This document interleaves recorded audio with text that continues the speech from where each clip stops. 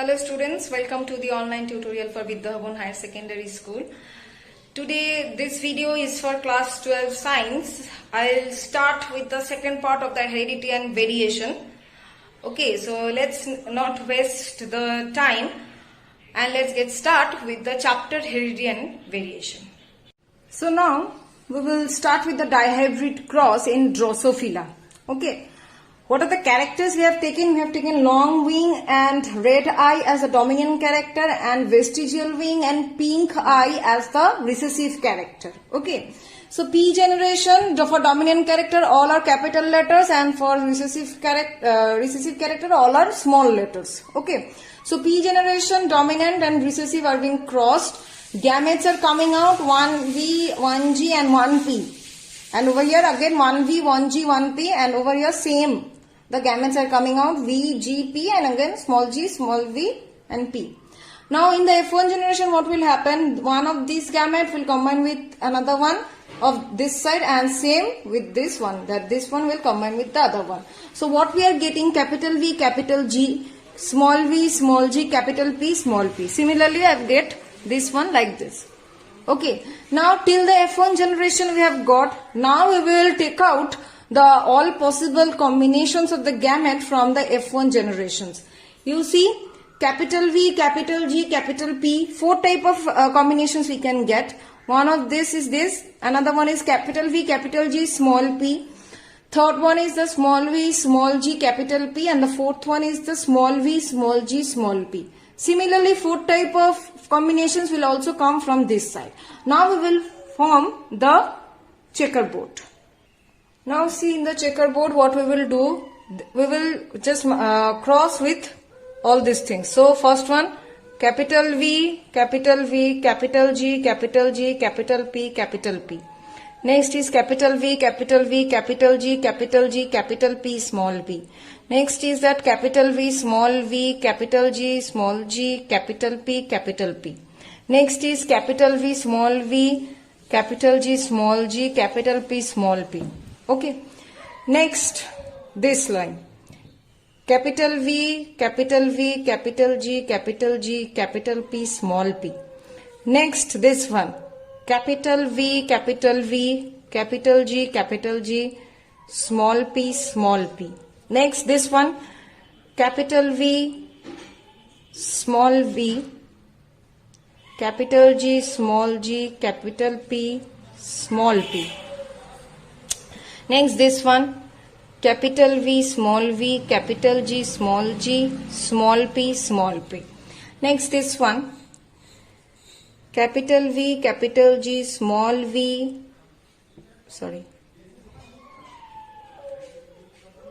capital V, small v, capital G, small g, capital P, capital P. Next this one, capital V, capital G, small v, small g, capital P, small p. Next this one, small v, small g, small v, small g, capital P, capital P. Next this one, small v, small g, small v, small g, capital P, small p. Now the last one, capital V, capital G, small v, small g, capital P, small p. This one, capital V, capital G, small v, small g, small p, small p. Third one, small v, small g, small v, small g, capital P, small p. Last one, all are small, small v, small g, small v, small g, small p, small p. Now, we will do the phenotypic ratio. What is the phenotypic ratio? 9:3:3:1. And what is the genotypic ratio? We will get from here 1:2:2:1:1:2:1. So this is the phenotypic and the genotypic ratio, and the law which Mendel has drawn from this cross is the law of the independent assortment. Now we will learn about the back cross and test cross. First of all, we go for the back cross, but before going to the back cross, let me show you one thing. In the monohybrid cross, we generally do this thing like pure tall crossed with pure dwarf. What we are getting, capital T, small t. These are the gametes, and this is the F1 generation we got, hybrid. Now back cross, what we will do, in the back cross we will take one organism from the F1 generation and we will cross it with any of the parental generation. That means this is the F1 generation, this is the organism of the F1 generation. It will be crossed either with this one or with this one. So I am taking the recessive one. So what are the gametes we are getting? Capital T, small t and small t, small t. Right? Now what we will get?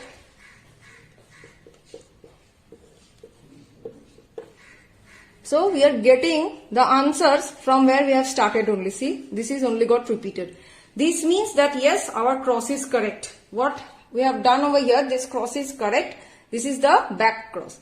And test cross is used to find out whether the organism is pure or hybrid. Suppose what will happen, an unknown genotype will be taken, but with its recessive homozygote character, we will take it. Suppose this is the recessive homozygote character, small t, and one hybrid or one pure character we will take. Suppose capital T, small t we are taking, or rather we are taking capital T, capital T. So gametes this.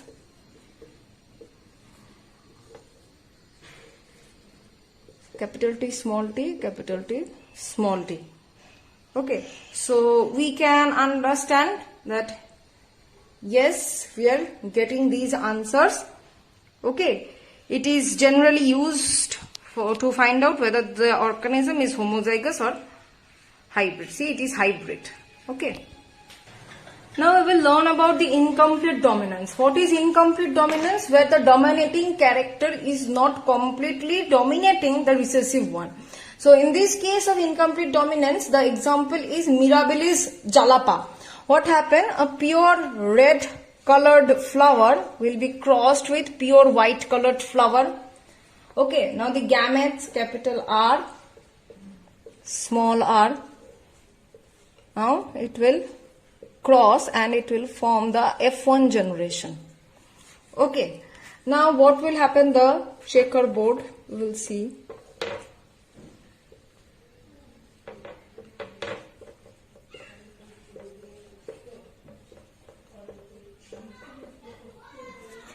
So these are the four probable genotypes you will get. One pure red, one pure white, and these two you will tell me that ma'am it is hybrid. That means it will be hybrid red. No, it will not be red. It will be an intermixing of color. It will be pink. So one red, two pink, one white. So phenotypic ratio is one red, two pink, one white. So 1:2:1. Genotypic ratio is 1 capital RR, 2 capital R small r, and 1 small rr. So here phenotypic and genotypic, both the ratios are same. This is a deviation of the Mendelian laws. Now the term codominance. Codominance means that both the dominating characters or both the dominating genes can reside side by side. This is better understood in case of human blood group. See, human blood group is termed as ABO blood group, right? So there are generally 3 alleles, okay, present for these blood groups. What are they? IA, IB, and IO. These are the 3 alleles. These IA and IB, these two are dominant.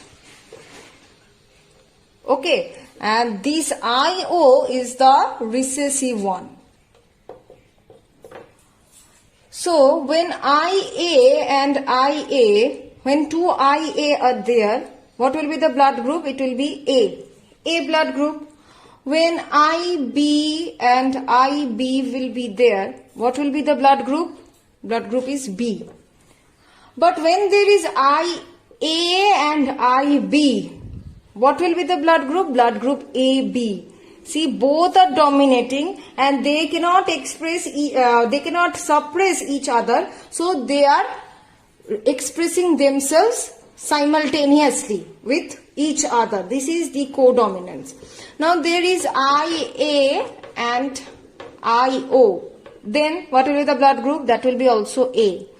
IB, IO. What will be the blood group? B. Then when can we get the O blood group? When both the alleles are IO. Then only we can get the O blood group.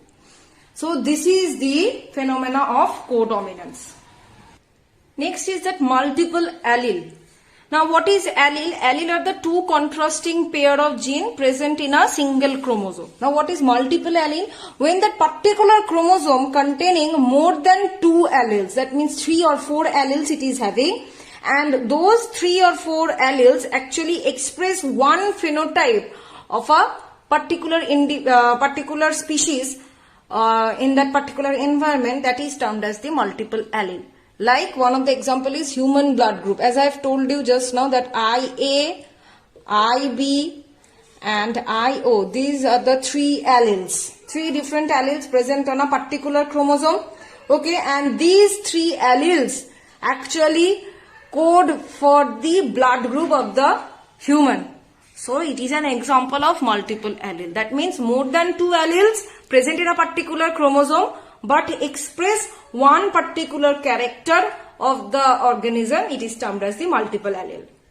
Next is that pleiotropy. What is pleiotropy? When one gene, one gene responsible for more than one characters. One gene when the one gene is responsible for more than one phenotypic character, that process is called pleiotropy. Example of pleiotropy in human is phenylketonuria. It's a very big name. Don't get panicked. It's phenylketonuria. It is a disease. It caused from recessive allele. And the person who are having this allele, what are the phenotypic characters they show? First of all, they show mental retardation, blue eyes, light skin color. These 3 are different phenotypic characters but are caused by one recessive allele. Understood? So this was about pleiotropy. Now the next is that polygenic inheritance. Polygenic.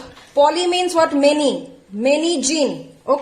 That means one character which is controlled by many gene, and those and the inheritance of those characters from one generation to another, that is the polygenic inheritance. One example of polygene is human skin color.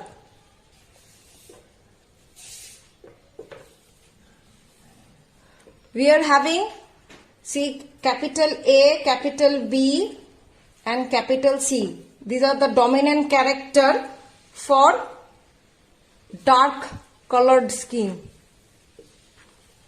Whereas the recessive one, these are the dominant, and the recessive one is small a, small b, small c. These are for fair skin.